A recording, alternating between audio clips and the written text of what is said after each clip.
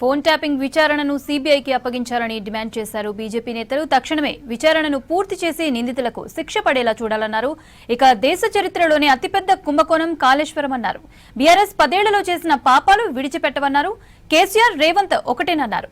రెండు పార్టీలు కలిసి తెలంగాణను నాశనం చేస్తున్నాయన్నారు బీజేపీ లీడర్స్.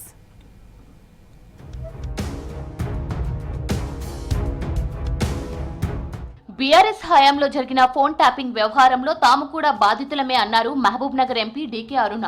ఫోన్ ట్యాపింగ్ విచారణను సీబీఐకి అప్పగించాలని డిమాండ్ చేశారు. కేంద్ర ప్రభుత్వం సానుకూలంగా ఉన్నా సీబీఐకి అప్పగించడంలో ఎందుకు జాప్యం జరుగుతుందని ప్రశ్నించారు. కాంగ్రెస్ ప్రభుత్వానికి బీఆర్ఎస్ తో సంబంధం లేకుంటే తక్షణమే విచారణ పూర్తి చేసి నిందితులకు శిక్ష పడేలా చూడాలన్నారు డీకే అరుణ. మా ఫోన్లు కూడా ట్యాపింగ్ కాబడినాయి కాబట్టి మేము కూడా బాధితులమే. బీఆర్ఎస్ ప్రభుత్వంలో ఈ ఫోన్ ట్యాపింగ్ కి పాల్పడినారో దాని మీద పూర్తిగా విచారణ జరగాలి అంటే సిబిఐ ఎంక్వైరీ ద్వారానే సాధ్యమవుతుంది.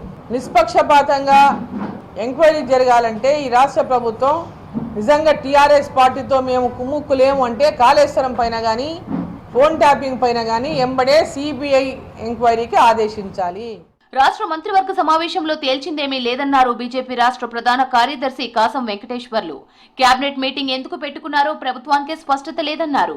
స్థానిక సంస్థల ఎన్నికల్లో కాంగ్రెస్ కి అభ్యర్థులు దొరుకుతారనే రైతు భరోసా వేశారని చెప్పారు. రేవంత్ సర్కార్ గత బీఆర్ఎస్ ను మించి అప్పులు చేస్తుందని ఆరోపించారు. దేశ చరిత్రలోనే అతిపెద్ద కుంభకోణం కాళేశ్వరమేనే అనే విషయం కాగ్ చెప్పిందన్నారు. బీఆర్ఎస్ 10 ఏళ్లలో చేసిన పాపాలు విడిచిపెట్టవన్నారు కాసం. కాళేశ్వరం ప్రాజెక్టు విషయంలో రేవంత్ రెడ్డి మీరు పిసిసి ప్రెసిడెంట్ గా ఉన్నప్పుడు సిబిఐ ఎంక్వైరీని అడిగిర్రు, ఆ మాట మీద నిలబడాలని చెప్పేసి భారతీయ జనతా పార్టీ డిమాండ్ చేస్తా ఉంది.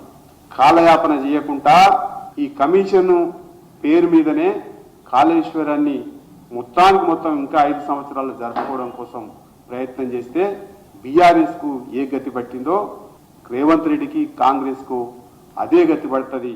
రాష్ట్రంలో స్థానిక సంస్థల ఎన్నికలు నిర్వహించలేని అసమర్థ ప్రభుత్వం నడుస్తుందన్నారు బీజేపీ రాష్ట్ర కార్యదర్శి ప్రకాష్ రెడ్డి. ఎన్నికలు జరుగుతాయని కాంగ్రెస్ నాయకులకు కూడా నమ్మకం పోయిందన్నారు. రాజ్యాంగ స్ఫూర్తిని రేవంత్ అవమానించారని విమర్శించారు. ఆర్థిక సంఘం నిధులు రావాలంటే స్థానిక సంస్థల ఎన్నికలు నిర్వహించాలని డిమాండ్ చేశారు. గ్రామాల్లో సర్పంచులు లేక కేంద్రం అమలు చేస్తోన్న విశ్వకర్మ పథకం ఆగిపోయిందన్నారు ప్రకాష్ రెడ్డి. రేవంత్ రెడ్డి ప్రభుత్వం కనీసం స్థానిక సంస్థలను కూడా నిర్వహించలేని అసమర్థ ప్రభుత్వం అని నిన్న బయటకు వచ్చింది. మొన్న తెలంగాణ రాష్ట్ర హైకోర్టులో కేసు చర్చకు వచ్చినప్పుడు రాష్ట్ర ప్రభుత్వం 1 నెల రోజుల టైం కావాలని అడిగింది, ఎన్నికల కమిషన్ 2 నెలల టైం కావాలని అడిగింది.